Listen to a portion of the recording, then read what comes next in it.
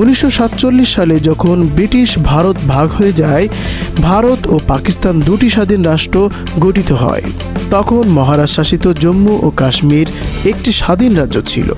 কাশ্মীরের তৎকালীন হিন্দু মহারাজা হরি সিং ভারত বা পাকিস্তান কোনো রাষ্ট্রে যোগ না দিয়ে স্বাধীন থাকতে চেয়েছিলেন। তবে 1947 সালে অক্টোবর মাসে পাকিস্তান সমর্থিত পাঠান উপজাতিরা কাশ্মীর আক্রমণ করলে মহারাজ হরি সিং ভারতের সাহায্য চান এবং 26 অক্টোবর 1947 সালে ভারতের সঙ্গে ইনস্ট্রুমেন্ট অফ অ্যাসোসিয়েশন বা অন্তর্ভুক্তি চুক্তি স্বাক্ষর করেন।